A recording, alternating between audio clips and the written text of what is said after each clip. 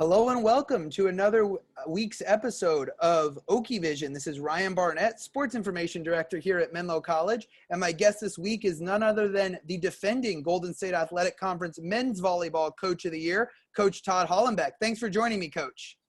Thank you for having me. Absolutely. So let's get started talking a little bit about your background for the fans at home who don't know much about you. You've got an extremely impressive coaching resume. Of course, beginning with you leading both the men's and women's sides at UC Santa Cruz, just down the road from Menlo. Then you took the opportunity to head south to the University of Southern California, where you were an assistant coach over for that NCAA Division I program. But then you made the decision to head back up north here to Menlo College for what was at the time a young upstart first-year program. What really drew you to come in and take the helm and take on this challenge of working with a brand new program? Well, it was really interesting. The option, a friend of mine actually called me about the program starting up my second year at USC, and I considered it and actually talked to Director Keith about it, but decided to stick it out at USC for another year and just, really kind of cut my teeth at the Division I level as long as I could and learn as much as I could. And it was funny, in the third year, the job opened up again, and I was like, well, my time at SC was coming to a close, and I was like, hey, this is, it seems like fate that the job has just opened up again at the perfect time. And it was, I hopped on the opportunity to come back up to Northern California. I have a lot of friends in the Santa Cruz area, so it's kind of cool to be able to come up and be near them.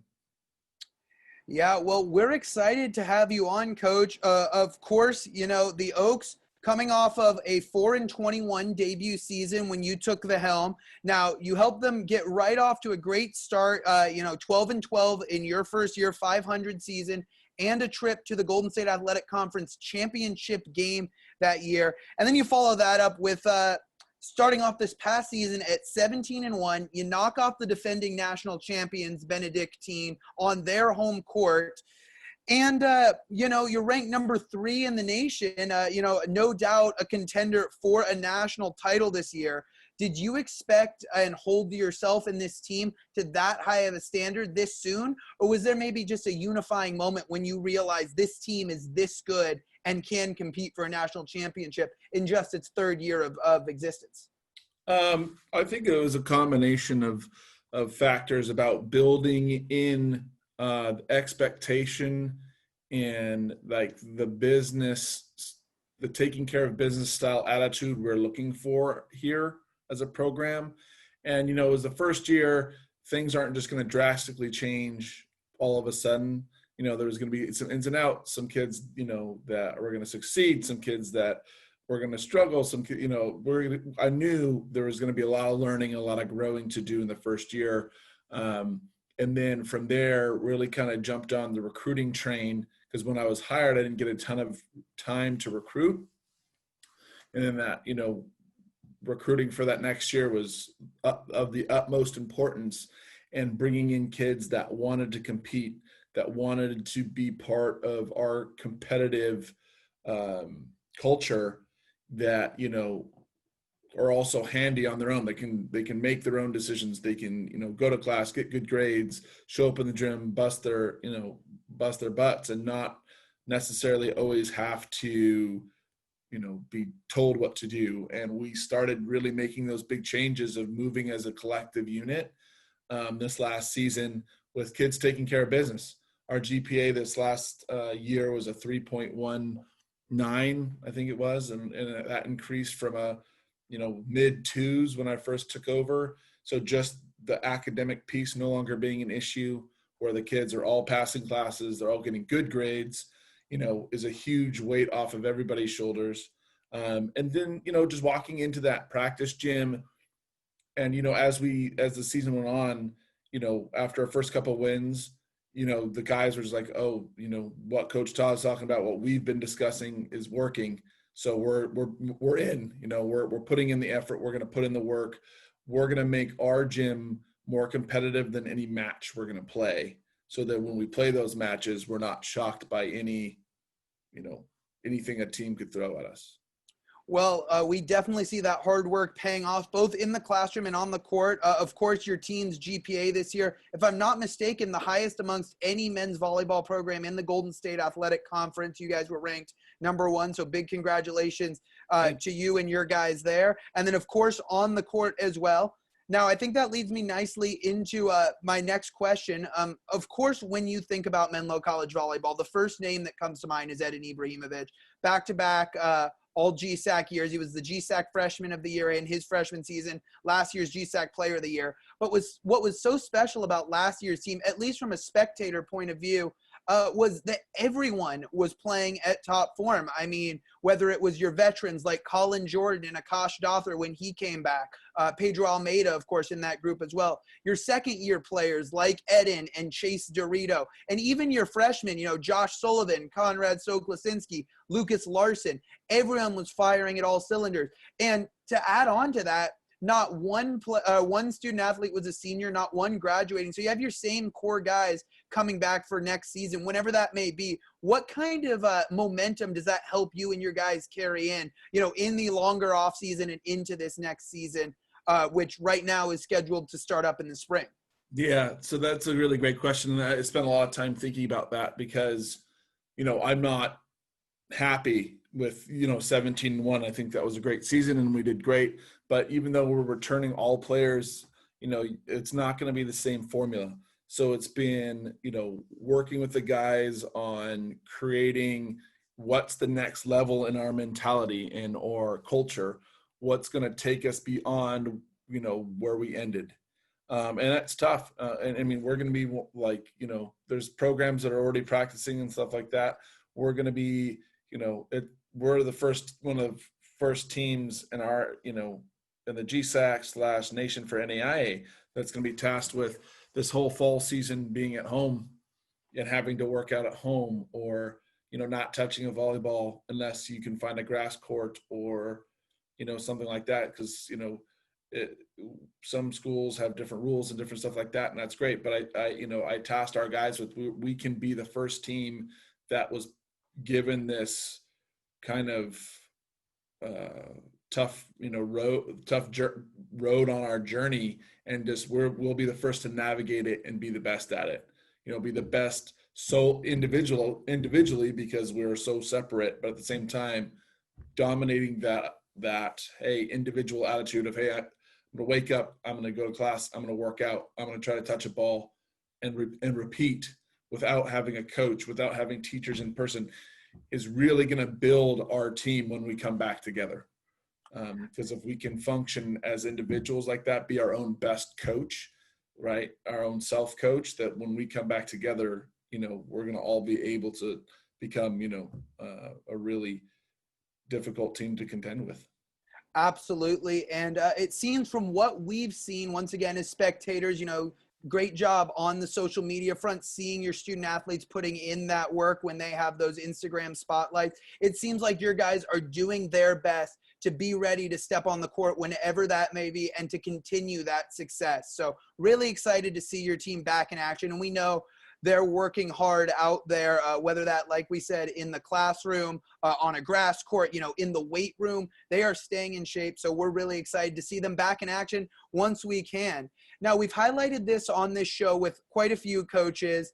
The current COVID-19 situation brings, I'm sure, a challenge of keeping your team in a positive mindset, even though there are a lot of question marks about what's to come with the 2021 season. Now, you have the added challenge of 3 student athletes who are international, between Edin Ibrahimovic, Conrad Stoklesinski, and Pedro Almeida, who are overseas, which makes it even harder, I'm sure, to make sure that you're communicating with them, that their teammates are communicating with them, and that they're staying safe in whatever situation their home country is in. What's that scenario been like, and how have those 3 guys been doing in this situation, facing that adversity? It's one of those, each one of those guys, Pedro is our top academic guy. I mean, he was one of the best at Menlo this year, and I know he would rank high in the nation in terms of his GPA and his dedication academics. So, he's on point a lot with that. And he, since he was here when the program began, that's not been an issue for him. But, for him, Brazil's a totally different place where they're not, you can't really get indoor to play sports or stuff like that. So getting him touches has been much more difficult than, Eden and Conrad have certain situations where they have old clubs. They can go at least touch the ball, at least get in and have an old friend or coach or other players play with, because they have different restrictions.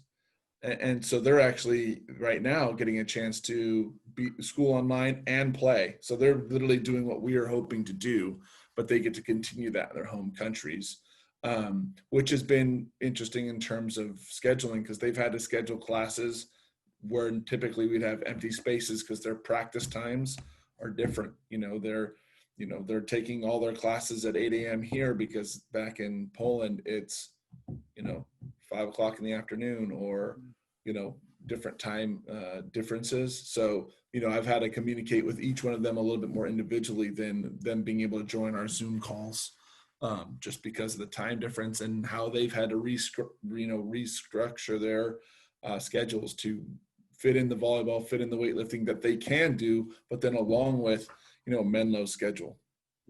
Well, we know that all three of these guys, from seeing them in action, are gamers, and, they're going to be able to, I'm sure, stay focused on the sport and their studies as well. It's nice to hear that, Conrad and Eden are able to take this tough situation and make it glass half full, be able to get on the court. And I'm sure Pedro is finding innovative ways to get involved as well and get his touches, whether that's, just playing off the wall or playing at home with his family.